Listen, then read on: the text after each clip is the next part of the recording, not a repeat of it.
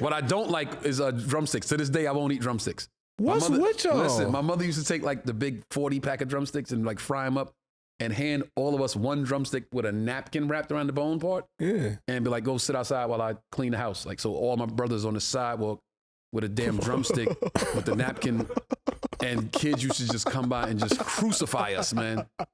These motherfuckers, look at these crackheads out here with drumsticks with a napkin, and they used to just destroy us, man. I was like, never, I would just sit there like, never again. When I get money, I'm never. Why didn't you just eat it before you got outside? When I get money, I'm never touching this again. I used to like the other piece. I play video games and had the other piece just sitting right here in my jaw. The wing part? The other part, yeah, that would get used. That like, you usually just like snatch off and throw. You just have it in your jaw. Could it be you spitting chicken juice? Pull up on a horse with a chicken wing. You can't tell, funny, man. Tony Rock, man, give it up. Welcome to Iman Amongst Men, powered by Cash App. We don't shy away from topics other people are too afraid to talk about. We go all the way there. Now let's get it. It pays to get paid on Cash App. When you deposit your paycheck on Cash App, you can get a little extra protection with up to $50 in free overdraft coverage. A little peace of mind in case of oversight. No extra cost. Hey, Ahrii, besides Cash App not charging fees when you overdraft up to $50, what gives you some peace of mind? A long stretch after a good nap. Watching the sunrise on vacation. The satisfaction of a job well done. But mostly what gives me peace of mind is you just leaving me alone. You don't mean that. I do. Take it back. I won't. I really don't like it. I know. Getting paid on Cash App isn't just convenient. Cash App has got you covered. See, that's money, and that's Cash App. Download Cash App from the App Store or Google Play Store today. Cash App is the financial platform, not a bank. Banking services provided by Cash App's bank partners. Welcome to Iman Amongst Men. I'm Iman Shumpert, here with my big brother Ahrii. Ahrii, go on, give what's up to you people. What up, people? I'm Ahrii, and today we're joined by another very special guest to the show. We got comedian, entertainer, actor, and entrepreneur. Give it up for Tony Rock. Let's get it, baby. Thank you, gentlemen. No problem, man. Thanks for having me. I appreciate it. My dog, coming to the building. We appreciate you, man. The theme of today's episode is going to be Rock the World. Oh, I appreciate that. When you hear the phrase, what does that mean to you? For me, it's a spin-off, it's a take-off on Shock the World, Muhammad Ali. Mm-hmm. So nobody believed in Muhammad Ali except for Muhammad Ali going into that fight. He said, I'm going to shock the world. So I named my company Rock the World because there was not a lot of belief in me coming out of where I came from. We all from the same, we're not from the same place, but we from the same place. Yeah, for sure. So we know a lot of people that did not make it from where we from. Exactly. So we battled against that. Then we battled against trying to get into this industry, whatever industry it is, and people just not believing because of who you are and where you're from. So my take was, I'm going to rock the world, just like Ali said he's going to shock the world. Word. So it's basically just doing the thing that nobody thought you could do. Do you feel like that's an advantage to have that fuel with you? Absolutely. Feel like that kind of the tough upbringing of knowing no excuses. Back against the wall, not knowing where the next opportunity is coming from, the next meal sometimes. You either sink or swim. We all know the people that didn't swim, but we know a lot of people that was like, they just got up and made it happen. Or the people that just learned how to just stay up. Right. They don't want to get to just live. They could just tread water. Right. Like there's some people, they don't drown, they just tread for the rest of their life. And it just be like, bro, you don't want to get. That's actually the majority of people. The majority of people up, they tread just water. Like, hey, I'm just going to sit in this cubicle because I'm treading water. Yeah. It takes too much energy to try to really swim and do a backstroke and get where I want to get. But I can sit here and do this and coexist with other people doing the same thing. I like the way you explain that. That's why people experience the hate they do and the love they do. The people that are swimming recognize the hustle. They commend it. They salute it. The people that are treading are like, you ain't nobody. It's because you scared to swim. Right. And they done learn how to put a goddamn movie screen in a pool now. So the treaders can watch the movie of that swim to the other side. How did growing up in Brooklyn shape you as a comedian? Oh, it's everything, man. Bed-Stuy was just so many characters. So when you write material, when you first start out writing material, it's about what's around you. Right. So, my first couple of jokes was about just the crackhead down the street and the drug dealer that we knew was a dummy, but he was rich. For sure. Hood rich. He was a kid that had the worst grades in school, but now he's pulling up in the 190 and, jewels and crazy. And we just like, damn, this dude's a dummy, but he's kind of winning. Real tough. And then it was parents and my friends that, what we were going through with our parents. All the material was right there. So Bed-Stuy was it's handed me everything material-wise, Word. You grew up in a bigger household, right? Yeah, 7 brothers, 2 sisters. Wow.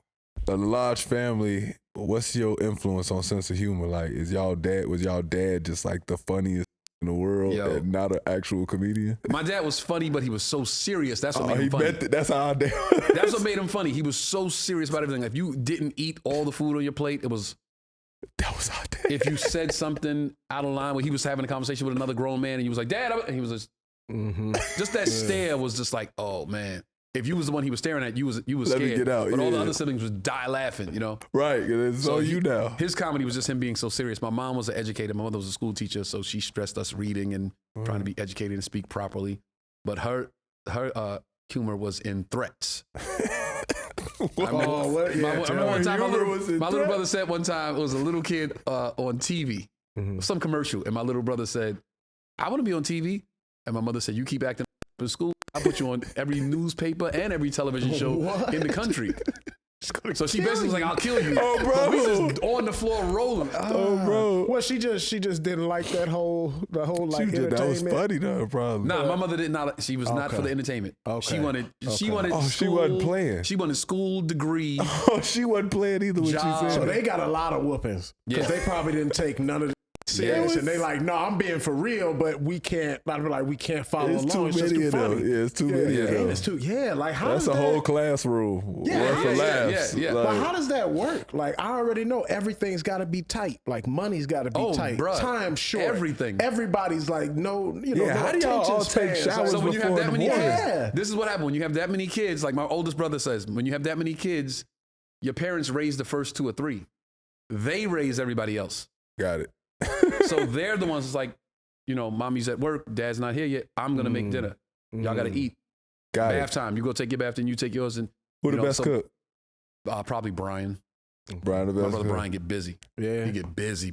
Oh, he was getting y'all right growing Yeah. up. And he's under me. So before Brian, it was just like we was like Everybody just everything trying. They didn't know fish how to eat. sticks, Yeah, fish they didn't sticks know how to and eat that. sardines Straight and into the mustard and oven. bread, and, cheese bread and Oh, I had to eat sardines. Yo, your grandmother broke out some sardines one day, and I'm just like, never. Rich, poor, in between. I will never. I used to like when put we used to that do on the crackers beans. and I eat. like baked beans with the hot dogs. yeah. That's a delicacy in my house. That was What I don't like is drumsticks. To this day, I won't eat drumsticks. What's with y'all? Listen, my mother used to take like the big 40 pack of drumsticks and like fry them up and hand all of us one drumstick with a napkin wrapped around the bone part Yeah. and be like, go sit outside while I clean the house. Like, so all my brothers on the sidewalk with a damn drumstick with the napkin, and kids used to just come by and just crucify us, man. These motherfuckers, look at these crackheads out here with drumsticks with a napkin, and they used to just destroy us, man. I was like, never, I would just sit there like, never again. When I get money, I'm never. Why didn't you just eat it before you got outside? When I get money, I'm never How touching long this does a again. drumstick last? I'm never touching. I go to cookouts. Yo, y'all got no wings, breasts? I'm good on chicken. What? I'm not touching a drumstick. That's a I'm real scarred for life. balance. It's a real thing. I had cookouts at my house, and chicks would be like, yo, I'm gonna bring food. They bring a pack of drumsticks. Not cooking that. Yo, out of here with that. Real talk. Like, put it in the freezer, and it'll be here it's for the next serious 20 years. business. It's serious. I know a lot of people that only do flats, but they don't have a story behind it like that. That's not playing. No, not the wingettes. Not the one with like you break it in it's like 2 pieces. I mean the drumstick. Yeah, no. He was That's what I'm saying. he knows That people who only eat that. get you get drumsticks and flats. Like they won't even give you the other piece. Like I used to like the other piece. I play video games and had the other piece just sitting right here in my jaw. The wing part? The little wing? other part. Yeah, that would get used. That Like- you usually just like snatch off and tobacco, throw. you just have it in your Could it be you spitting chicken juice Pull in up the on cup. a horse with a chicken wing. you can't tell funny man.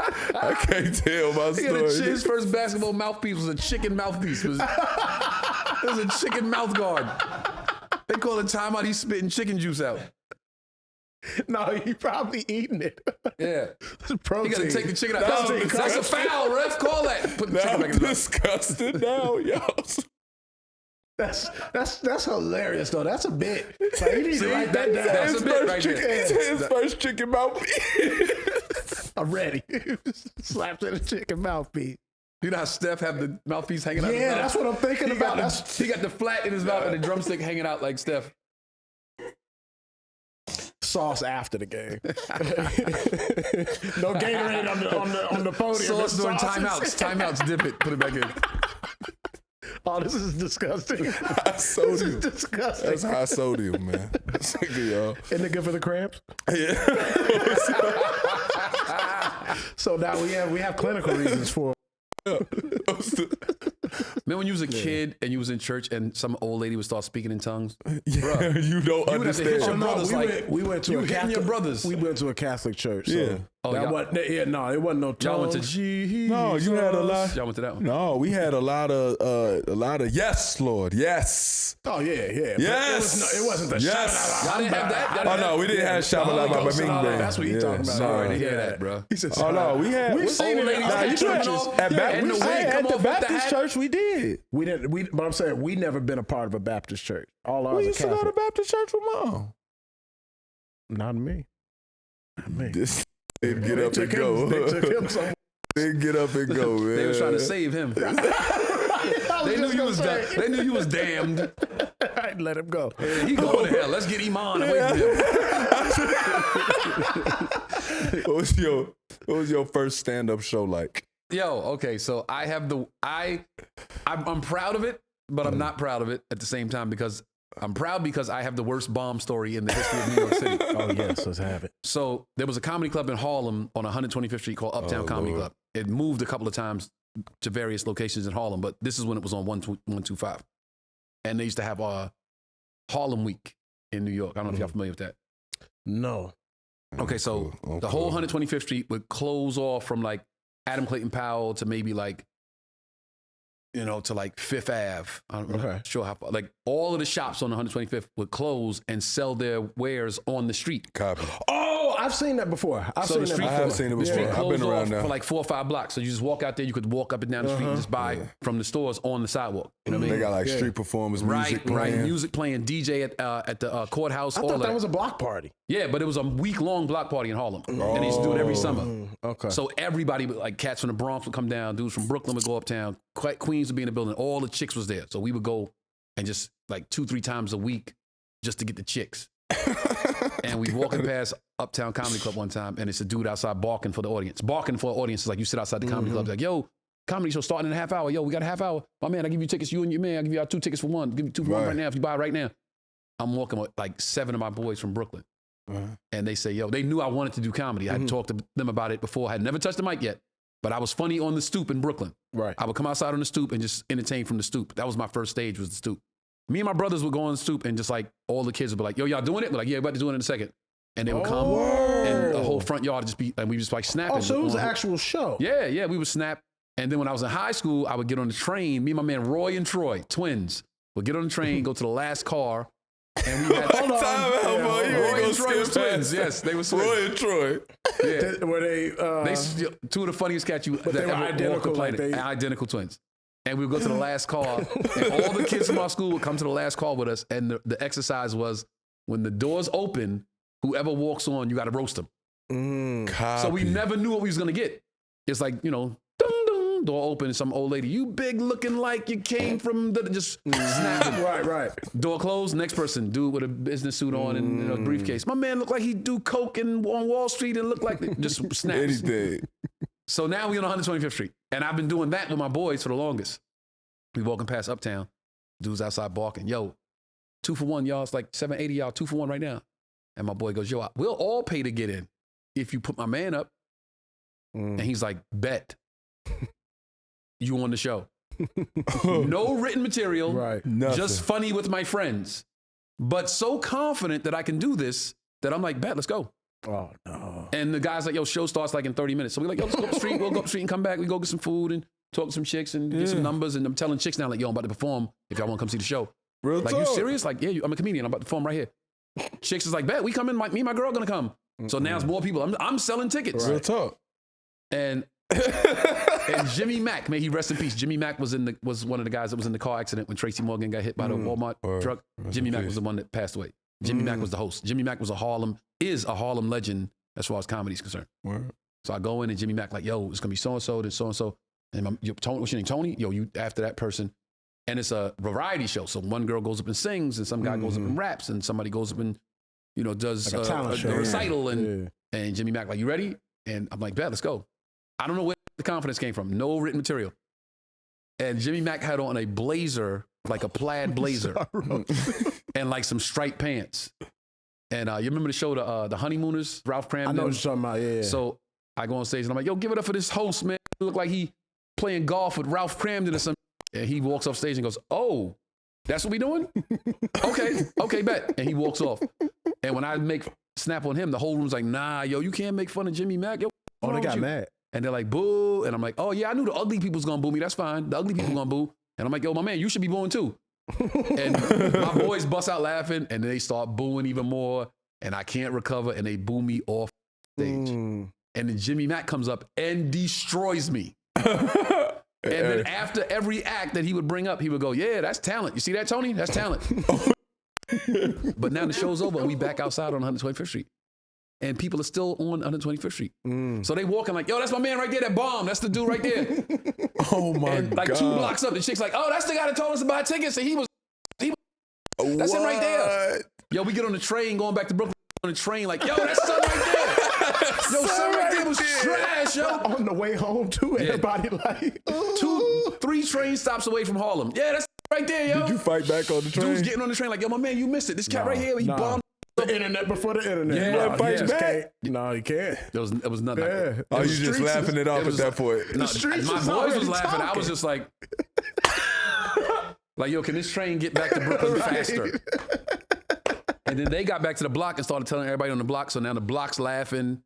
I got booed in the building, out the building, up the street, on the train back to Brooklyn. What? It was the longest bomb ever. Oh my Lord. Well, you should do better. Nobody can top that. That's raw as hell because you kept doing comedy. But I got home that night and I was like, yo, okay, so you got to take something positive out of this, right? I had never been that excited about being on stage in my life. And I knew I could do it again. Have you ever had a heckler heckle you, but you spun it and now your show is doing way better than you expected? I've had hecklers take it up another level, yeah. I What don't you know, mean take it I up don't know if they another- saved it, but like I've had things. I got a clip right now and I just posted on IG like 3-4 days ago. It was a couple in the front row and they was dating for 22 years. Oh God. And I'm like, yo, y'all married? And the lady's like, we've been dating. And she said it like, we've been dating for 22 years. And then looked She's at him. mad about it. And I was like, yo, like dating, did he go to jail for 10 years or like 22 straight years? And my man recorded it. I put it on IG, like 1 million views, 800,000 likes. Real talk. But it helped the show. The show was going great, but that snippet had people in the room like, yo. Because it's like no way the coincidence of that. Yeah. That's why crowd work, like being in the moment, is a beautiful thing for stand-up because you see it for yourself. If you're an audience member, you see, he didn't write that. That just Real really talk, happened in real like, time. I always wondered how y'all do that where I could tell you're on a rant where it's like you may be on stage and you had a joke and you have something like that happen in the front row. Right. You make a comment on that, you're on your riff. Like, how do y'all get back to the show? Oh, it's easy. It's easy. But like, You get as much as you can out of that and let the room like explode. And then when they coming back down, you could just be like, it's as simple as saying like, what was I talking about before that happened? It's like, yeah, you were saying and thinking about, yeah, all right. So anyway, or you could just transition into the next joke. Like, so y'all having a good time, man? Cause I'm having a real good time and then go right into your. You ever did a Peyton Manning and just completely audible?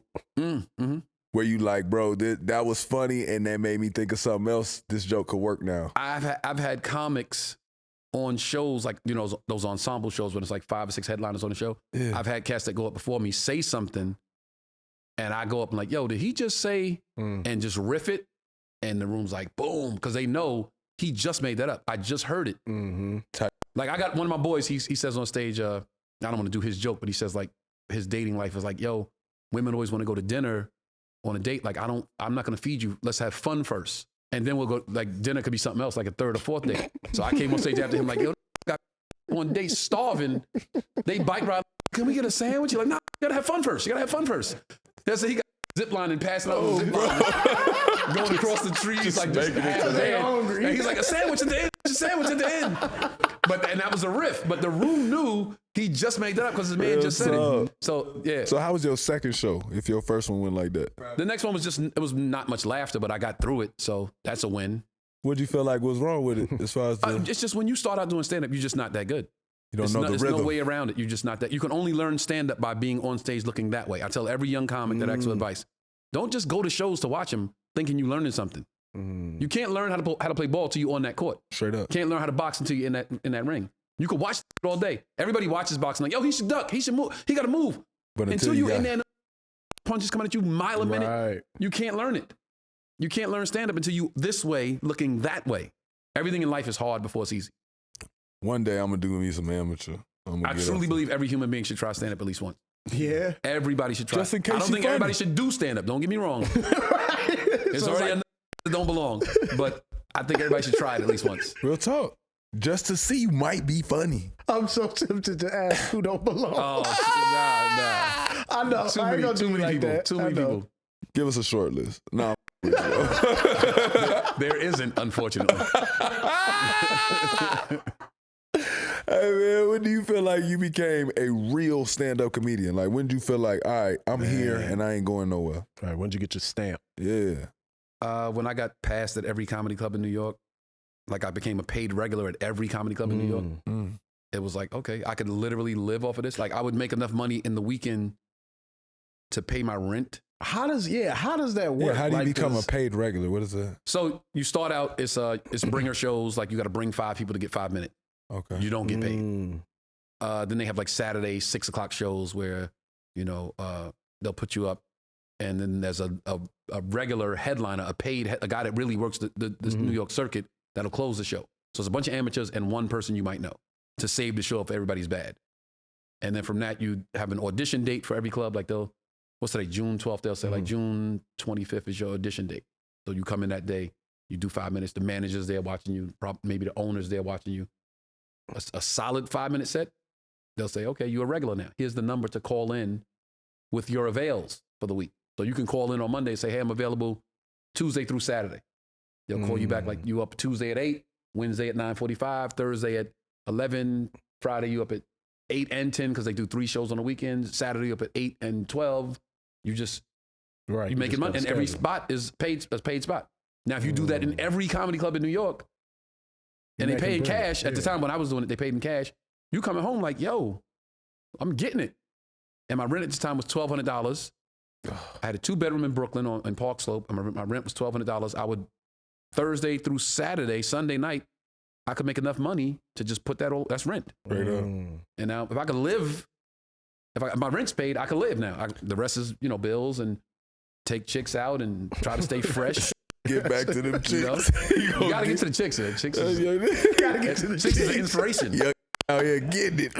Why you think I'm doing all these shows? To answer the question, when I did all of that and I could live comfortably at the, comfortable for where that level of comfort was, I was like, I'm pretty good at this. I'm a professional. I'm a professional comic.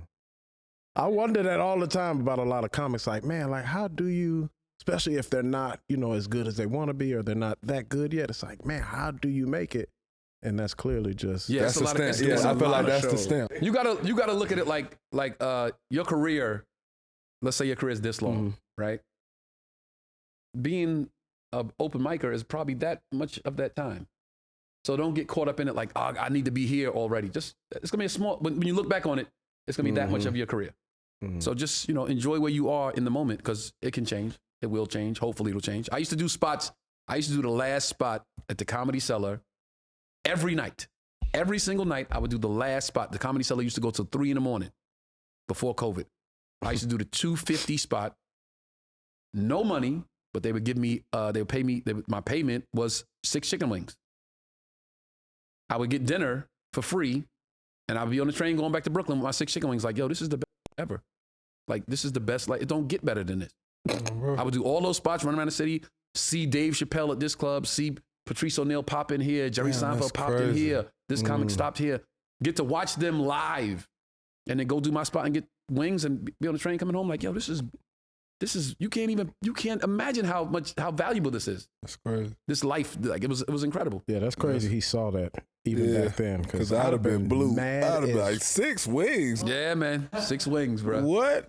How much is this? No, he see, that's the thing though. He came from very humble beginnings. He was thinking about the holding this on I was there. like, I'm gonna eat this part, put this part in my gums.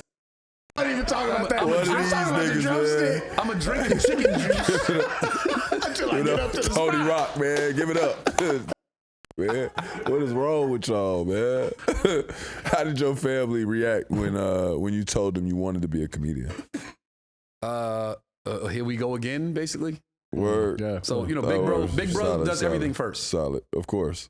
Is this my camera? If you don't do something in your life because your older sibling has already done it, you won't do in life. Real talk, because they gonna try it all. He was driving first. He was first. He was working first. Back to them. So should I be Back to the chicks. should I be like, yo, I can't do it because Big Bro already did it? I wanted to do it. I always wanted to be a comic. But actually, when he started, he was saying, yo, you should be doing this. Yo, I'm telling you, this is you. But I was like, I'm in 4th grade, bro. Real talk. I gotta wait. I gotta go to school in the morning. I'm just knowing he like 15. Yeah, I'm like, I gotta. 4th grade. I'm like 6th grade. Like, I gotta go to school in the morning. Real talk, bro. But I would hang out. He would sneak me into comedy clubs. Here's a crazy story. I remember my brother snuck me in a comedy club one night. It's like a Saturday night. He just come with me. Snuck me in, sit in the back in the darkness. Don't touch nothing. Don't drink nothing.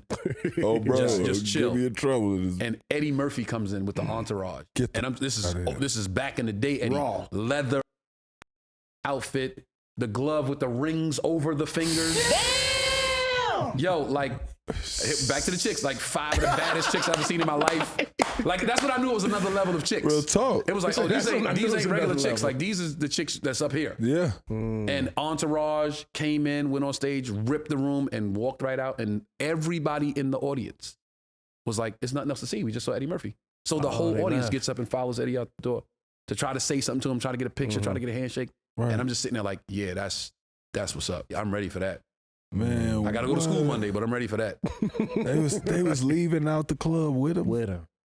Imagine. Chicks just wanting to say hi. Yeah. Dudes just like, "Hey, we love the whatever movie," and just wanted to touch this dude. I was like, man, this is crazy. That's low key. That's how I was at when you played Michael Jordan's son. Oh, where when Mike came? Yeah. I had never seen a gym. Everybody. The gym was only standing room only, but everybody was, when he came in, you knew it because everybody's That's how big Mike is. They came to watch Mike watch his son. See? Yes. Yeah. That's how big Mike is. Right. And it was wild because I knew he was there without even seeing him. Like it was just like, all right, Yeah, I you see could the feel whole, it. like it's like an ocean of people doing like this. And then when bro. it was time for the game, it was like maybe 2 or 3 minutes left. When they knew the game was over, everybody just cleared out. And was then like he got up biblical. and left, and then there was like open seats. You could sit where you wanted. Like, yeah, it was biblical. Yeah, they parted the seat for. And was his son good?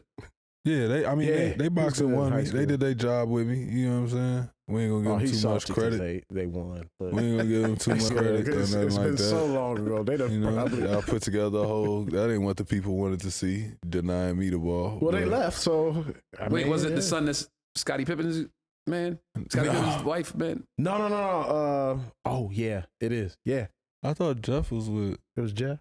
No, it was Mark. But Marcus was the one with the goggles. It was Mark.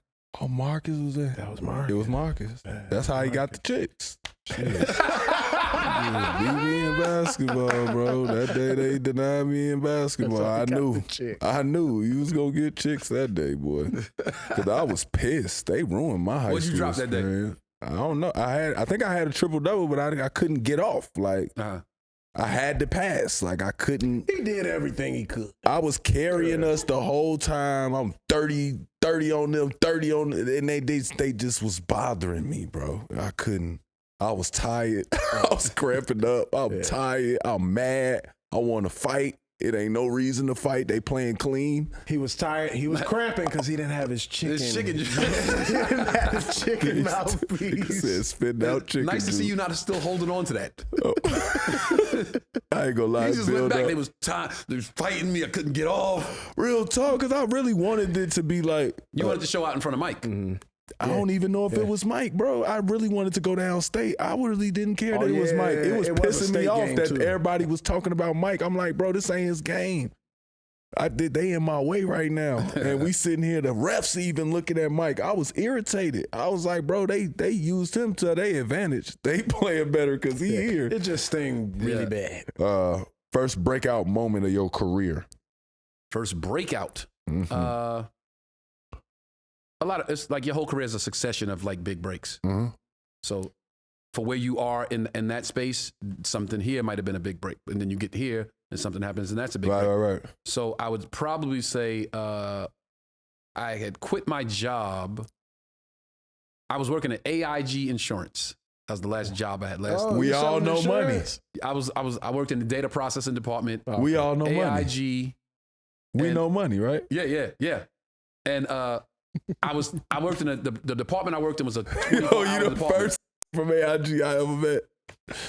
I'm not from AIG. I worked there. I was an employee. He left. I don't own it. But you was from there. Yeah. So the department I worked in was a 24-hour department. There was an 8 to 4 shift, a 12 to 8 shift, and 8 to 4, 4 to 12 and 12 to 8. Yep.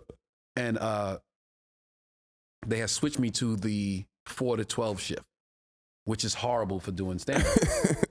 So I had a couple of homies that worked the other shifts, and I would be like, yo, if you could come in 2 hours early, copy, so I could go do this spot, and then I can get and off. I'll finish and knock out 2 hours for you whenever you need it. Or the late shift, yo, if you could come in like 3 hours early so I can leave and do this show, but I'll cover for you on the back end. He was living a movie. Whenever you need it, like I'll return the favor whenever you need it. So you can hold that, and one day just be like, yo, I feel like leaving early, I'll come in and cover it for you. Efficient.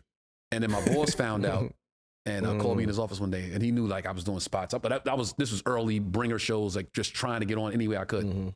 And he's like, "What's this?" He made it seem like maybe everything isn't racist, but when it's a white man talking to you about something you believe in, it feels racist. And he was like, "Are you making enough money chasing this stupid dream that you don't need to work here?" And I was like, "No, I'm not, to be honest with you. But if I don't try, then I never will." And he was like, "Well, go back to your cubicle and think about what you want to do." Because if you want to do that, you don't need to work here. And I remember it, so by holding on, it was April 14th. It was Wednesday, April 14th. I remember it because my brother's birthday is April 16th, and it was that Friday. Okay. So I went to my cubicle and sat there for like not even a minute. And I was like, why am I even? I went right back in like, yo, you know what, man? Friday will be my last day. Damn! And came back Friday, worked the whole 8 hours, didn't tell anybody I was leaving. All my coworkers like just worked the regular day. Oh, he the best. That's how I did it. It gets towards the end of my shift, and I'm just like taking stuff down off my, like taking pictures out, like throwing stuff in the trash. Hey, you want this calendar? Left my bathroom key, took my key to the door, like, all right, yo, everybody good? Y'all have a good weekend. So when I leave, I walk out and walk straight to the train station, and my boy Jason called me like, yo, what just happened, yo? I'm like, I'm gone, bro. I left. I'm up. And 6 months later, I was on a plane to do a show in Amsterdam. I had never left the country. I had never been off the East Coast. And I'm on a plane with a bunch of big name comics, Tony Woods, Godfrey, a bunch of dudes that's like solidified in the game. And I'm on a plane with them like, yo, this is crazy. And that was the breakout moment for that period of time that I was in. That was the breakout right there. Talk. And I went over there and shot a TV show. They had like a European version of Def Jam. And we did 2 shows in Amsterdam and 2 shows in Rotterdam, and we took the bullet train to Paris, France. And this is from Bed-Stuy straight 2 seconds out the street. And I'm over there like, yo, this is crazy. That's crazy, right? And I came back home and was like, yeah, that was definitely life-changing. Ain't no looking back at this. Biggest mentors? Tracy Morgan. Funny. Mentor. Yeah. Okay, so Tracy Morgan, a lot of people don't know this. I was Tracy Morgan's opening act. When? For like 2.5 years. Caroline. We were still sneaking to watch you. Yeah, like shows in Jersey, shows in Westchester County, New York. This is after Martin. He did. No, this was before Martin. Oh, okay. When did Martin come out? What year did Martin come out? I'm not sure. I think it was 95. I'm thinking it's before Martin. Okay. Before Martin. Oh, if it's 95, then it's. I could be wrong. Yeah. Okay. So he was famous. Don't get me. Tracy was superstar famous. Okay. Every single show we would do, once the show's over, Tracy would let everybody in the audience, if the room sat 300 people, he would let 300 in the green room after the show. What? And I would go sit in the corner and just, it's Tracy's green room. Like it's not my show. I'm not trying to upstage this man. I'm just trying to learn as much as I can. So I would sit in the corner and he would hold court in the green room. He was funnier in the green room sometimes than he was on stage. just riffing and snapping and joking around. What's up? And he would tell random chicks like, hey, yo, shorty, come here, massage my shoulders while I tell a story. And the chick would just be like, okay. And he's like, yeah, so one time, man, we was in Harlem, started shooting at me. And everybody's just there dying laughing. And I'm just like, yo, this dude's incredible. And he would talk to everybody and then say, all right, everybody out. I got to talk to Tone. And clear the room and just give me game. Just, yo, listen, this is what I'm doing. When the show's over, you got to be a rock star. Like, the ladies got to want to be with you. The fellas got to want to hang out with you. You got to, when the cameras come on, you give them a show every time. You got to be the guy that brings the show. When you walk on the set, they know the show has started. You got to be personable. You got to show love. You're going to get mad hate. Everything. He taught me everything. Word. He was the one that taught me, once the work's done, it's party time. Crazy. And y'all don't know this, but on the road with me, many comics will tell you, yo, once the show's over, go up with Tone. Because Tracy taught me that. Real talk. So Tracy was... That also provides some stories for you. It provides the vibe in the mix that y'all have. That's that freelance Tracy was shit that you guy, can do. man. He taught me everything. Him, and then, of course, my brother taught me so much. But Tracy was like a guy that, you know, my brother's like kind of doing it because we family. Tracy didn't have to do it. You know what I'm saying? He just took me under his wing for like 2.5 years. And then this is a great story. I don't know if we have time for this. No, we have plenty So time. I'm on the road with Tracy. I'm really good at this point. I'm a good comic at this point. I'm not better than Tracy, but I'm a good comic. Straight up. And I get off stage one night and he's getting dressed and I walk in the green room and he just goes, you're done. You're done. And I'm like, I'm scared. Like, oh, I did something What I wrong. do something? And he's like, yo, you ain't a feature, bro. You a headliner. He said, I'm holding you back. I'm holding you back letting you feature for me. You done. Go be a star. You a star, man. You shouldn't be under me. And then he opens the back door to the green room and it's a wall of comics standing on the wall ready for him to come out and watch him. You see all those on the back wall? They would feature for me forever if I let them, because that's all they got to offer. They'll just be my opening act forever. It's like 20 comics on the back of the wall just waiting to see Tracy. He's like, those would feature for me forever if I let them. I don't want that for you. You a star. Get out of here. And fired me. Damn. The next time I saw him, I was on set at Warner Brothers shooting the sitcom that I booked. And he's on the set, like, coming to visit, like, yo. And I see him, I run over like a kid and just, yo, give him a hug. He just said, told you.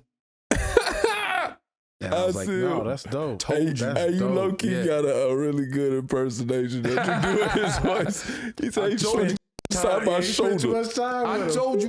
He said, beside my shoulders while I tell his story. That's definitely dude, Joe. Yeah, I seen him back in like 2000.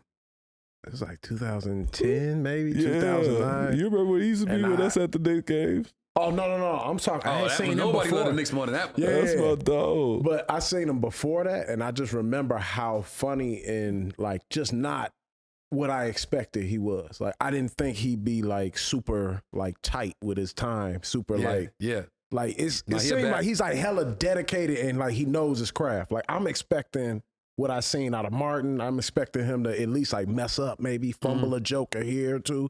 Other comics had done that too. Like, it was like a small venue. No, he crushed it. Oh no, he's unbelievable. Like, to this day, he's the funniest person I've seen live. Oh, like you that Go you hang out with him backstage. You'll be like, this dude is incredible. Like, and that was before I had seen like 30 Rock and all that other that he did, and it was just like it just blew me away though how good he was at that point. I saw Dave Chappelle live. It was one of the first times I couldn't get my breath. I if it wasn't such a long walk to get out, I was gonna have to get up and get out because I couldn't breathe. Like, I literally like that you hear people next to you that go, but they get that air. Like, I didn't get it at the time. She didn't get her breath. I'm like, breathe. I had to tell her, like, Dave's breathe. Bad, like, you ever seen Patrice O'Neal? Not live. Rest in peace. Yeah.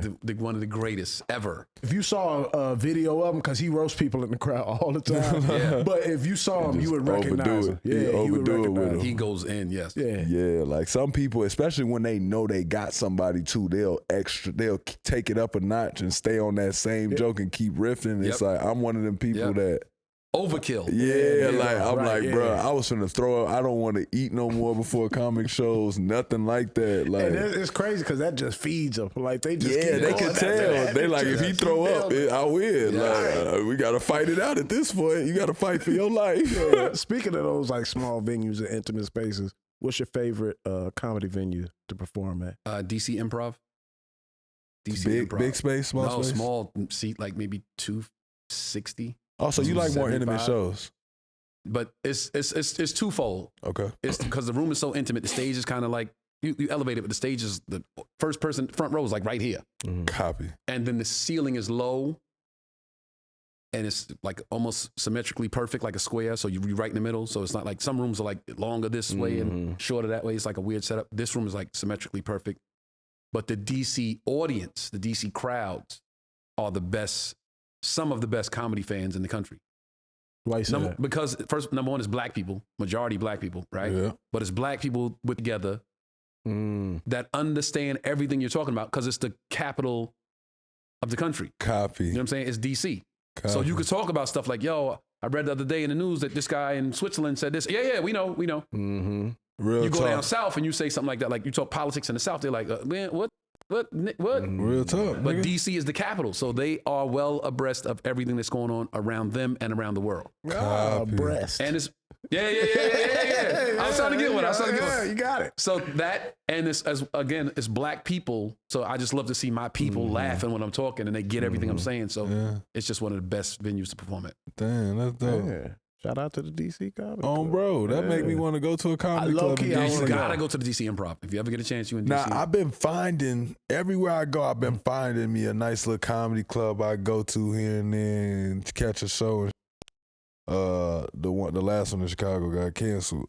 What do you do that where you just pop up in places, or it's just only when you're doing a tour? No, I'm on stage damn near every night. Word. When Yeah. next time you come to Atlanta? I'm in Atlanta the 19th to the 21st. At, Of this month? Yeah.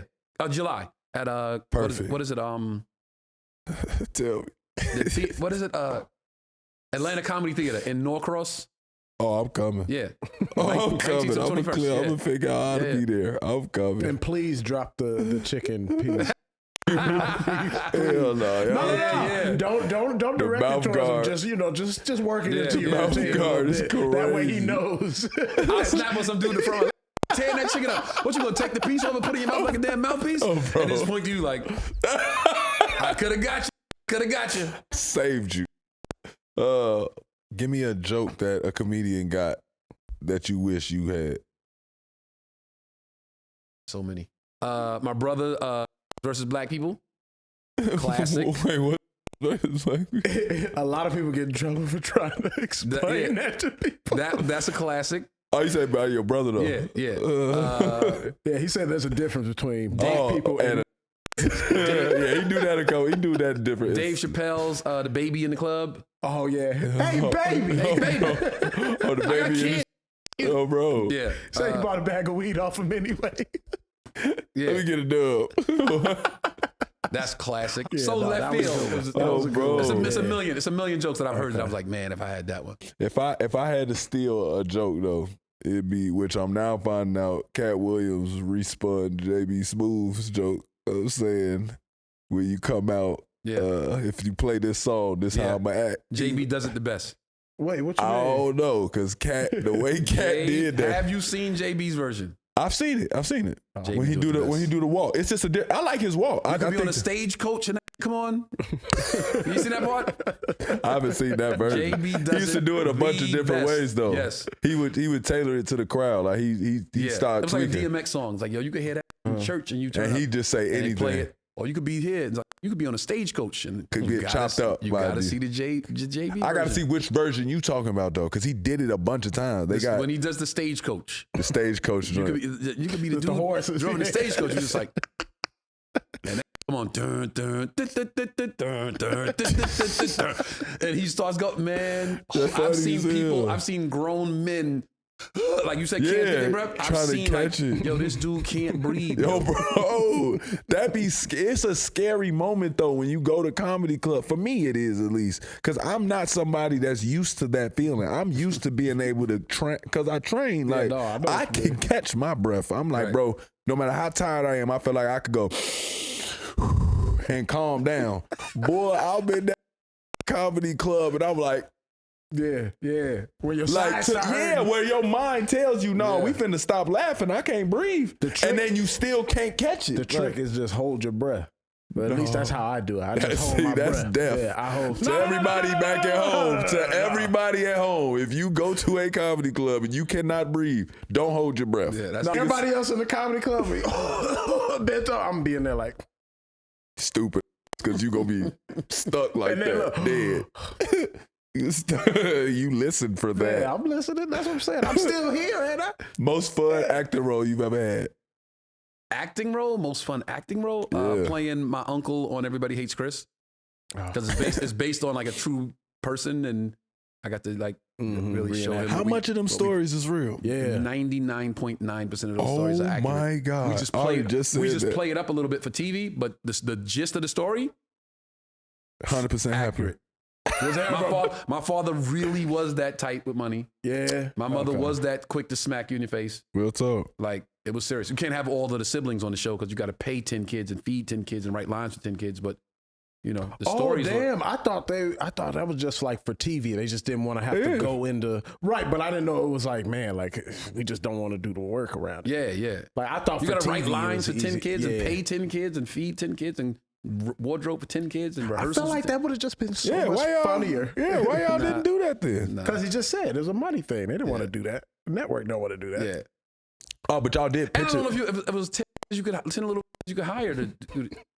Is it 10 little lad? Is that good? 10 little 10? So in his own mind, him and his siblings was just 10 little. Is it 10 talented? We try to bring a story to each and every one of his family members. Supposed to pay 10 little. Yeah, plus some of my siblings ain't story worthy. Oh, Jesus Christ. Some of my siblings are boring. It's like, ain't no story there. Okay. That was a clean shot, man. That was a shot. He took a clean shot at them, man. They gonna fight about that at the barbecue. He won't give us a list of comedians he don't like. He gonna take a shot at his brother. Ain't worth it. It pays to get paid on Cash App. When you deposit your paycheck on Cash App, you can get a little extra protection with up to $50 in free overdraft coverage. A little peace of mind in case of oversight. No extra costs. Hey, Ahrii, besides Cash App not charging fees when you overdraft up to $50, what gives you some peace of mind? A long stretch after a good nap. Watching the sunrise on vacation. The satisfaction of a job well done. But mostly what gives me peace of mind is you just leaving me alone. You don't mean that. I do. Take it back. I won't. I really don't like it. I know. Getting paid on Cash App isn't just convenient. Cash App has got you covered. See, that's money, and that's Cash App. Download Cash App from the App Store or Google Play Store today. Cash App is the financial platform, not a bank. Banking services provided by Cash App's bank partners. Me and Taco always wanted to go to a show so we could throw tomatoes. Tomatoes. You ever got hit with a tomato? No, I got hit with a lemon wedge once. That makes sense though, because that's not cool. There. He said a wedge. It's because it's there. It's for the drink. Homie had to drink it and like, yo, shut up and threw the lemon wedge. Oh my God. A tomato would be way worse because that means you brought that in. You got that past security. You did some work. Like, they don't sell tomatoes at the club. Like, you get a burger and a slice. Put the whole tomato. Frisbee the slice up. Throw that out like a bad CD. Oh, bro, or tomato. Just take the chicken mouthpiece out. I ain't telling y'all. Just break that piece, throw that half, and it'll boomerang right back to you. Hey, man, I ain't telling you. I have a chicken wing around Yo, there. It is. Y'all some, man, I ain't say about the napkin around the drumstick. Greasy napkin. That's what I'm saying. I'm saying this bag of going greasy down my hand and napkins. kids riding their bikes and that. Look at y'all poor. Look at y'all. I'm just like, never again. Oh, bro. Never. One day It's I not will my never fault. eat these. No, it's That's not my wild fault. though. Like kids got jokes when you have food, they call you. Yeah. Still. I feel like if you was outside, Like, that's without clearly food, a Just imagine snack. walking past a stoop and it's like a bunch of kids that look exactly alike holding the same exact piece of chicken That was, my mother's like, I got a mop, so y'all just go outside. Yeah. It's Real like, talk. it's Hey, like y'all fixing go- a bowl of popcorn, but Or giving a popsicle in the summer. there you go. Yeah. Yeah. I don't know, man. They was fooling me. Anytime we didn't have nothing, y'all would have told me, "Oh man, y'all just eat this chicken." I would have been like, "Poor, this good." That's my thing. I'd have just. What y'all Yeah, talking about? my mom's was good at that. My mom's would disguise the struggle meals. Like Man. the nights it was a struggle meal, she would do something to. Man, we Like, had oh, plenty. yeah. We had plenty of barbecue for the whole week that was cooked on whatever day of the week. That's not what he talking about though. He talking about like I'm like saying a the same air Like sandwich. she would make like 30 grilled cheese sandwiches, right? Mm-hmm. And then cut them into triangles and make a pyramid. Yeah, and you And we just was like, snatch them. oh, yo, we get the. Yeah. But Yeah, then you as we snatch got 'em older, in. we like, wait, whoa. Bread and We had grilled cheese for dinner. Like that wasn't Yeah. that wasn't no fly. Like that was a struggle night. What's up? No But it's fly. presentation is all Right. you Or want. she would take the big pot of soup, like a giant big Mhm. pot of soup, put the ladle in it, and we weren't allowed to watch TV during dinner. So those nights she would put the big pot of soup on the table and then take this little 13, 16-inch TV we had and put it on the table and say, you guys can watch TV tonight. Okay. And we would like make our own soup and watch TV. And we thought like, oh, we got to watch TV tonight. Special. But Yeah. then as we got older, we're like, that was soup night. We didn't have nothing else. Straight up, Like that was a struggle meal. Straight But up. TV was Soup was the diversion. you be good. Yeah. Mm. I like soup She night. outsmarted you guys. Yeah. Yeah, that's I good. like grandmother's soup night. Right, but I mean, was the soup like really good? It was though? good. No, it was canned, bro. It was like Oh, see, Can- Yeah, like it just was a good. bunch of cans of soup. Like It was good. yeah, but right. it was like he's just Peanut saying, butter jelly But sandwich. look, me and my it was brothers just good. sitting around cracking jokes, watching TV. You know, it was like a fun night. And then we got older and realized, oh, that was a struggle night. Real talk. It's time Yeah. for us to go get some money. Yeah. Let's go get the money, guys. That's how we all figured it out. We just woke up one day like, oh, that's why So we I eat was like, spaghetti. no more drumsticks. And my brothers are probably like, no more soup on the table. Oh, bro. You know? Some people don't even know about, like, I don't know about the rice and the eggs together. Yes. The rice and the eggs together, like, I know, but No, what do you mean? rice and eggs, that's how you stretch meals out. So rice, eggs, and like oatmeal with the eggs, like it's just stretch it out. So if you got a lot of people, Oatmeal, rice, and egg. I don't know about the oatmeal. We did oatmeal in the morning.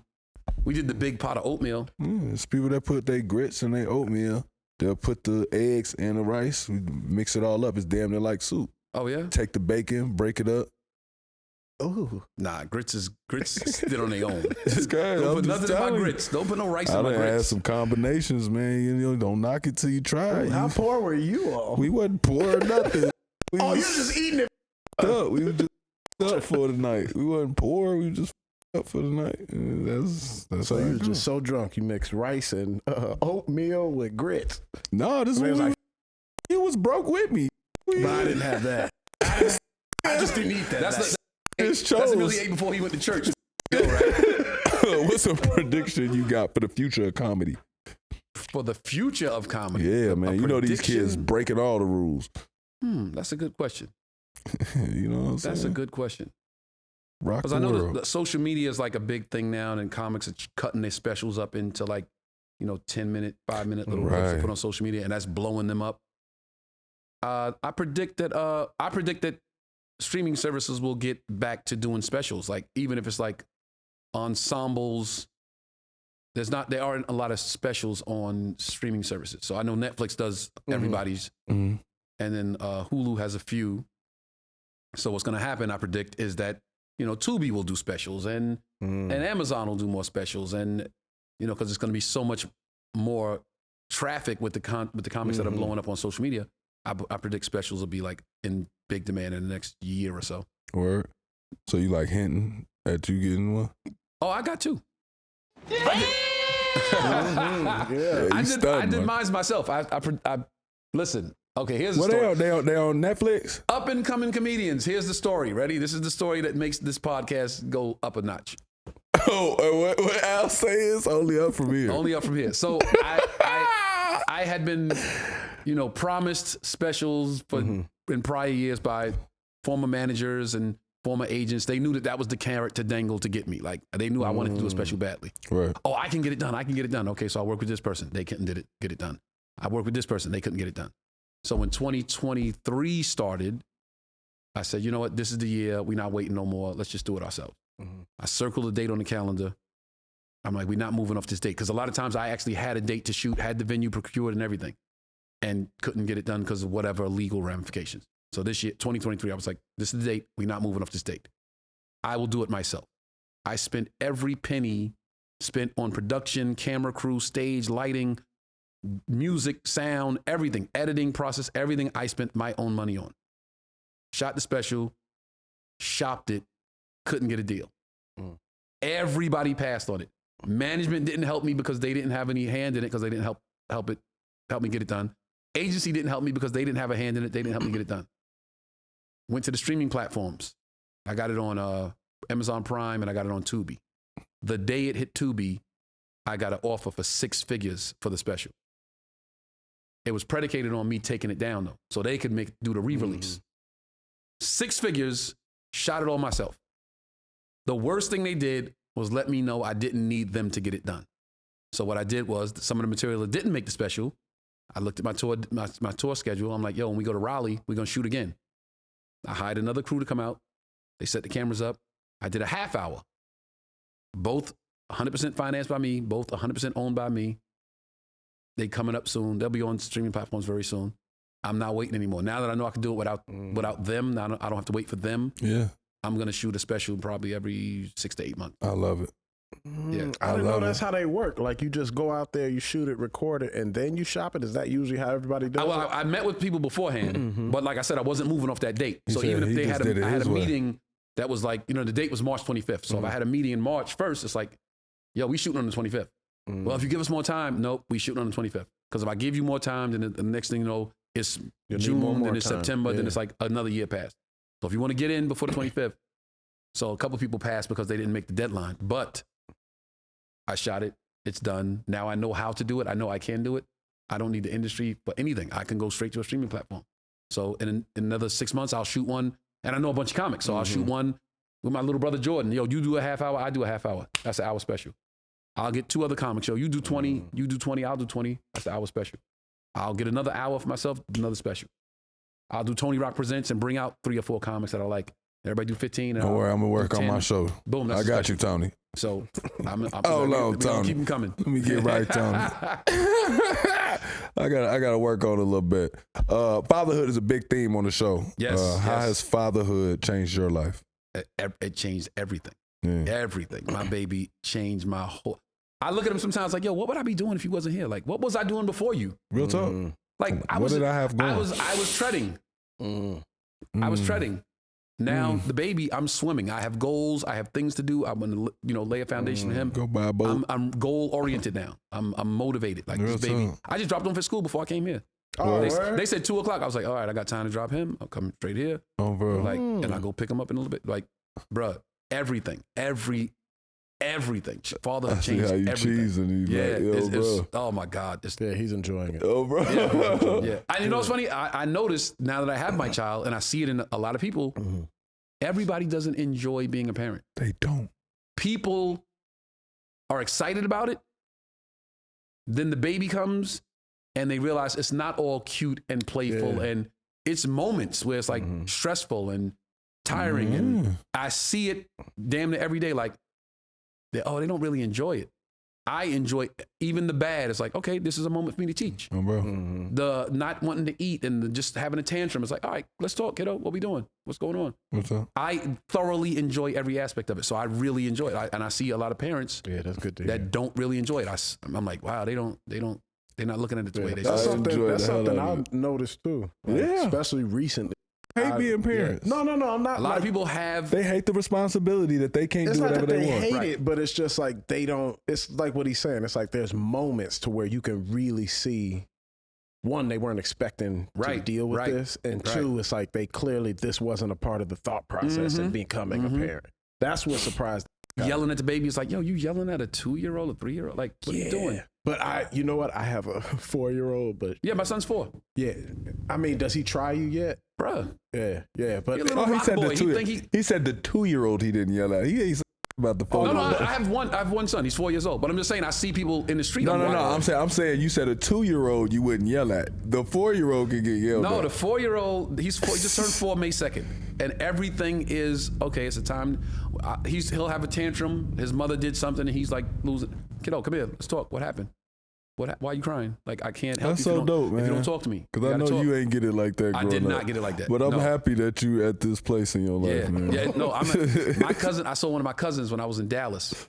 Like, we first cousins grew up together. My pops, his pops, brothers, we grew up our whole lives together. Right. And he saw me, hung out the whole weekend with him when I was in Dallas, and he called his sister and was like, yo, Tone has a calm about him that I have never seen before the baby. Oh, yeah. It's It definitely do that he to you. really grounded me. And they soften you up a little bit. You so proud and just googly and it really just unlocks that patience. Yeah. A lot of you people didn't know don't you know had. Yeah. A lot of people don't. It unlocked patience. It unlocked, I don't think I had the capacity to love anything this much before him. I've been in love before him, but this is a capacity that I've never had before him. Mm-hmm. Yeah, that's special. That's special. Yeah, it takes away the thought process real quick. Like a kid, the moment you lock eyes on your kid, you like, yeah, I got it. Mm-hmm. Like even though I don't know how nervous I was prior, I can't even remember the nervousness. I just remember once I had my kid in my hand, I'm like, I got it. I'm locked in. Yeah. I'm locked in. We can go on the ride. I didn't want to know the birth. I didn't want to know the sex beforehand. Oh, you ain't do like a reveal party with a super soaker or the something? last surprise left in the world. The last surprise left in the world is what the baby's gonna be. So I was literally in the hospital, like, I don't know what's about to come out. Did y'all both come in agreement? She knew. Okay. She was going to, You said that's the last surprise in the world. What's the only everything else you can find out like that? I'm not gonna be more.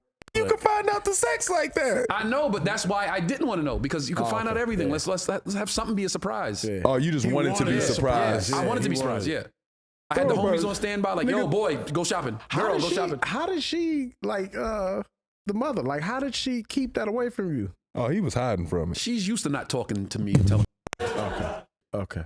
All right. It was very easy to just be like, yeah, I know what it is and you don't. Oh, yeah? Yeah. She never did nothing to just, what? Like, didn't buy certain things, nothing. She didn't around with you, like, I would with you. Nothing. Okay. Well, you know they don't care about what we got going on. No, but I'm just saying, it's just like, he's a comedian too. I would with him. I'd have bought like, just thinking funny. Yeah, just to be funny. Or pick a color that's neutral. A neutral color. She would have had a pink drumstick holder. It's crazy. Well, I mean, that was his experience. He got the rights to the chicken. I was in the hospital, like, and then the doctor's like, you ready, Dad? And then holds the baby up. And I just sort of like, oh, it's a boy. Yeah, it's crazy. You just start crying. I turned to her like, it's a boy. She was like, I know. It's crying. I didn't cry. The shock was overwhelming. Oh, I didn't cry till later on when they had, like, washed him up and when you swaddled him. down. It's just now it's just me and him, and then I'm like, yo, it's about to be real. on, man. It's on. I know exactly. Like, we finna get that walk right. Like, we gotta see which basketball, football, what you got, what you gonna do, what you gonna do, microphone, what we doing. Yeah. Like all of that stuff's off. Like, okay, I gotta cultivate something. I gotta help you do something. I gotta help you be better at whatever that thing is you love. I gotta make that available for you. Straight up. Y'all, what's y'all, what you call it? Do he do the man routine with you in the mirror in the morning? Yes. I've always wanted to have a son. Like, I always hated this. Got that. So you able to get that moment where y'all got the kids standing on the little booster thing and he trying to brush his teeth like you. He got to be the role. You got to be the role. Like, I ain't get to do brushing that. Teeth. We get the sugar monsters out our mouth. We get the sugar monsters. Sugar monsters. And then when I shave, he'll take the brush and it's like I'm shaving and have the brush like See, okay, Michael, his son used to after Ahrii would take his hat off, he put it on like if he come in the room, Ahrii come in the house, take the hat, put it down, Michael put the hat right on, like all right, I'm Ahrii now. And he used to cock it too. He does that, when I take him to the barbershop, like I take my hat off, I have a Mets cap on damn near everywhere I go. I take the Mets cap off, hand it to him, he'll sit in the chair next to me, put the cap on and just watch me get a haircut. You remember where you used to do you used to eat the sticks? Chew the chew sticks, tree bark. tree bark, whatever he used to have these sticks. The African chew sticks. Yeah. He would have the African chew sticks and stuff. And I guess he just didn't want my nephew having them or whatever, but he would grab like a straw, something. And I was looking like, that's so raw that you don't know what that is or why he got it or nothing, but he gonna make sure he gotta mimic it. Like, he gotta do it. That's the thing you about the patience. It's like, once you realize they're gonna follow everything you do, then you have to be patient. Word. You can't wild out because he's looking right at me. Yeah. That's Rose. Especially when they flip it on you. Has he done that yet too? Like where he'll do something or react in a way that you would have. Oh yeah. No, I was the pickiest eater in the world growing up. And now he's in the world. I had to call my mother one day and apologize to her. I'm sitting there trying to feed him, and I just call my mom. I just want to say I'm sorry for all those years. And she was like, "Don't tell me he does it too." And I'm like, "Ma, this kid won't eat nothing." Oh, bro. And she's like, "Oh Lord, thank you, Lord, thank you." Now you know what it's like. And he just won't do it. I got two daughters that do the same thing. One, I ask for this, I'll start cooking it. And she'll be like, "Dad, can you fry it?" And I'll be like, "Baby girl, you just said." I'm like, "All right, I'm gonna put it in the air fryer." Go to the air fryer, do that. Rua say her order. Junie hear the sound of it. Flip her order again. Like, they doing all that. So where I done cooked all this food, I done put it on the plate. They done took a bite of it, whatever, and then start watching a YouTube video and ain't even ate. Cold by the time, God, y'all just had me. At this point, I'm hungry. Like, right. There's wings up here, it's fries, it's some green beans, all type of going on. Charleston will say, "I want Chipotle." I'm like, "You want Chipotle? Bet. Go to Chipotle. Let him pick them up. Let him see the brown rice, black beans. Go down the whole line. Get home and say, I don't want Chipotle. I want Nana's Chipotle." He calls mommy Nana. "I want Nana Chipotle." So now she got to make rice and beans because he don't want Chipotle. He want her Chipotle. He wants this dish. Right. He like, you got it right, but she didn't cook it, so I don't even trust it. Now my dinner is this because by default I have Chipotle for dinner. And he didn't get none of He wanted her dinner. He wanted her to cook it. And he didn't ask for nothing. I like, oh, bro, he didn't give me no vegetables. He just got cheese, rice, and meat. I got rice, beans, and like. Oh, he eats beans? Yeah. Oh, that's, no, he said he eat the beans. He just. No. Yeah, but you want chicken? No. He said he picked it, though. Oh, so he didn't give you no protein? No. Damn. So you want a little bit of salsa? No. So you was a vegetarian for the night. And he's just tearing his food up like, Dada. Yeah, kiddo. Yeah. I'm eating generic Chipotle. What? I'm eating the starter. I got the starter kit. The Mexican food. Full circle. He came right back to the show meals. Next time you know what I'm doing, throw a little egg in there. It's all good. Throw some egg in there. Throw some eggs, some oatmeal. What else you say? And then take you a napkin and wrap it around the base of it. You a little napkin and just close it in. You gonna have to write this here somewhere. That's gonna have to be a part of somebody's character flaw. Bro. But anyway, moving on. Before we get you out of here, we like to ask all of our guests, what are you improving on right now in your personal life, or about yourself right now? Whoa! We going there? Yes, sir. You're a father now. Ooh, okay. So, all right, I'll sit up. Now. No. Okay, so. I'm on a quest right now. Mm-hmm. So let me sit up. And I believe in being an open book. When you do like forums like this, the only way it's really good is if a person just revealing. Oh, you know what I'm saying? Yeah. So my son's mother and I are no longer together. Mm-hmm. Okay. So, and that's unfortunate. That is unfortunate. Yeah. That is unfortunate. So going forward, I'm improving on me in every way of speaking, because I know that now in my past, if I stopped talking to a girl, if me and a girl broke up, that was it. She just go about her life. I go, tomorrow I'll be back to whatever I wanted to do. Yeah. She could do whatever she wanted to do the next day, like that. Right. Once she left the house, it was like, all right, I could go do whatever. And I'm like, bet, call my boys up. What we doing? But now there is a child involved. There's another human life involved. So everybody coming into my life after this point has to be kind of vetted, you know. Mm-hmm. It's not as easy as just like, oh, it's me and you now. Now it's, this person is more important to me than what we could potentially have. Real talk. Because if you're not invested in this, Mm-hmm. then we won't work. You know, so I'm just trying to be cautious with, what am I trying to improve on is just being patient with people, being understanding. I have learned from a failed relationship that going forward, I have to change some things about myself. Yeah. Everything has to be communicated.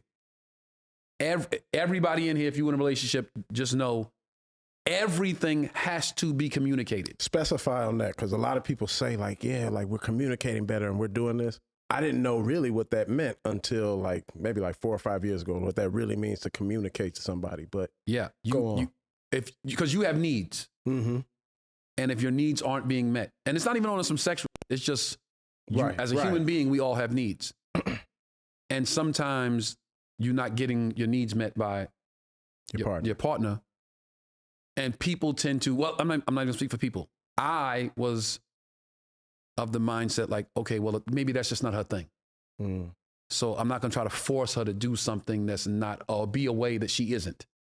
Right? And I thought that was the way to do it. Be your organic self around me, and then I can choose to accept it or not accept it. Wrong. Wrong. You have to bring it to their attention. Because if you let them be their organic selves, because you're not trying to trouble them, you're troubling yourself by not getting your need met continuously.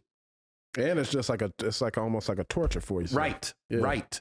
So I say everything has to be communicated, because you have to say like, I really need this. Like love languages is a big thing. I started learning about that. Like whatever it is, hey, this is what I need this. If I'm not getting this, like if you're driving a car, right?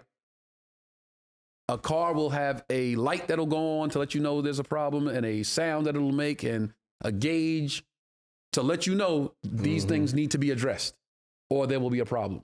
But people don't have that. Yeah. People, you have to communicate. What's the gauge that's going off in you right now? What's the light that's going off that needs to be addressed? Damn, I like the way you presented it into a car. Yeah, I'm working on very many things, because like I said, now it's like Charleston's involved. Damn. And Charleston is more important. Like his life is more important to me than my life. Yeah. Yeah. So you got to take that seriously. If you're going to be in my life, you got to know that his life is more important to me than your life too. Not like I'll kill you, but like I'll walk away. Sure. I'll walk away. I'll walk away before I confuse what I got going on over here. Right. I'm not going to miss no cues over here. This got to be. This is locked in. Solid. I'm teaching. I'm raising. I like to tell people like Earthquake, the comedian Earthquake, when he met Charleston the first time, he said, there he is. He said, there he is. That's the kid that's going to lead us out of bondage. And I felt that. Straight up. And I'm like, I'm raising the kid that's going to save us. And I'm taking it that serious. Like I'm raising the kid that's going to be like so impactful on this world that he's going to say like, I remember my dad used to teach me these things and show me these things. And I'm like, when I'm gone, he's going to be the kid that people look to him like, man, I wonder who was his father that he learned all these things and feels this way about humanity and cares for women and children like this. The dad that got it wrong taught me all of this. Bro. So I'm working on me. Come on, man. Oh, yeah. Come on, man. Rock the world. Yeah, forever. Rock the world, Forever. man. Oh, Shout bro. out to Tony for the enlightenment. We appreciate it, Tony. Yeah. But before we let you go, man, you get out of here. Anything you want to promote to the people? Shout out. Be on the lookout for Rock the World, the comedy special. Yes, sir. Be on the lookout for Born to Rock, the half-hour special. Hey. The Rock the Mic comedy tour is traveling. We have dates all the way through December, so I'm in one of your cities this weekend. If not this weekend, I'll be there next weekend. How do they get tickets for that? You can go to TonyRockComedy.com and see my tour dates. You can follow me on IG, Tony_Rock. My TikTok is Tony Rock the World. My Facebook. You can find me. I ain't hard to find. If you looking for me, you can find me. It's just crazy. You're the first person with different handles. Because you know what? Some sucker keep taking Tony Rock. That's smart. That's smart. I didn't even think He's about smart. it. He's making you pay. He gonna make you pay. Hey, you Just won't let pay. me get Tony Rock. The man won't pay the 100. That underscore. Tony Rock taken. Tony_Rock. Okay. Tony Rock taken. Tony Rock the World. Oh, bro, it's Tony probably Rock like taken. Real Tony Rock. they All right. probably just want like $1,000, bro. You can have your name. He gonna be like, yo, I got a script. Can you get this to your brother? Oh, bro, and give it to him. Show him. Show him a video. His brother's gonna laugh. Yeah, but you don't have to do the It's movie. gonna be the worst script ever, and then I burnt the favor when I got a script ready to go. No, you just gave it to him. Tell him before, like, hey, bro, you could throw it in the trying to trash. save this- I just, this G on this name The man drop. said, I don't even got to pay. If I just hand this to you, I'm going to hand it to Yeah. you, turn the video off, do I what you gotta get them want. Tony Rocks, man. It'll be the Yeah, worst. get them Tony No, Rocks it'll on, be the man. Tony Rocks. Hey, man, as always, thank you for rocking with us on Iman Amongst Men. I'm Iman Shumpert. And I'm Ahrii Shumpert. Thanks to our guest, Tony Rock. Let's go. Yeah. Rock the world forever. Charleston, I love you. Shout out to Charleston. Oh, bro, man. Shout out to my dog, Way better man. human being. Oh, bro. The man that's going to save us from bondage. That's fire, though. Hey, And I though. got a show with Quake this weekend. We're doing the Father's Day show in Jersey. In That's fire. Jersey. Yeah? Quake's hosting the Yeah, shout out Earthquake to Father's Day Earthquake. show. Yeah. I just think that's raw as hell because if around and you tell him that a million times, boy, he gonna really get us out of bondage in some way, bro. That's no, we got what's our wrong. little speech we do every morning. Oh, we bro, do our, keep feeding Oh, you him do your and shit. affirmations? yeah, and what all can stop that? you? Nothing. Oh, bro. What can you do? I can do anything. Even if it's difficult, I can still do it, Dad. I'm like, all right, let's go. Bro. Okay. We do that. That's Our every daddy day. only did that with basketball sports. Yeah. Our affirmations came straight from sports. Yeah. I don't even know affirmations outside of sports. He for really, real. you know what though? Let me I give just that, applied it to life. give that to the internet and like people widening their horizons because that wasn't around when we were kids. Oh, you didn't know any of your friends getting affirmations in the No, morning? not at all. Yeah, No, see? no, no. Yeah. Word. Yeah, that's a social media thing. Yeah, they just People sent post the videos His of their mama kid. sent them out with the No, chicken it wings. was certain He didn't people, wanna mothers do that it. do that. Right, No, but we I'm didn't, saying we not didn't get back in the affirmation. day. My mother was on it though. My mother was like really one of those Yeah. like, yo, y'all could do whatever y'all put your minds to. Work Yeah, hard. Hard your work is on the mother's- wall, I'm all just that. saying, like But it wasn't nowadays a they will list. drive it into a Yeah, child. it wasn't like a A mantra list in the thing. house. Yeah, it wasn't the Yeah. Pledge of Allegiance. It wasn't before you leave the house. Recite your speech. Like, yeah. bro. the white man's the devil. Stay away from black people. Crazy, man. We don't want white people helping us to do nothing.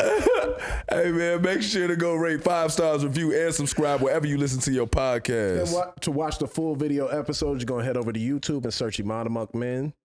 Oh yeah, and check out my podcast, Live from the Green Room. Live from the Green forgot to say that. Room, Live man. from the Green Room. man. Oh, bro. But to view the full video episodes, you're going to head over to YouTube, search Iman Amongst Men, and click subscribe. And until next time, y'all, we are gone.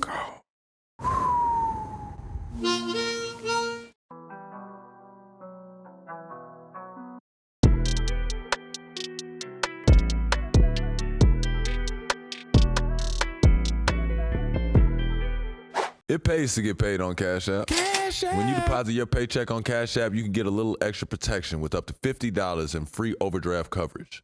A little peace of mind in case of oversight. No extra cost. Hey, Ahrii, besides Cash App not charging fees when you overdraft up to $50, what gives you some peace of mind? A long stretch after a good nap. Watching the sunrise on vacation. The satisfaction of a job well done. But mostly what gives me peace of mind is you just leaving me alone.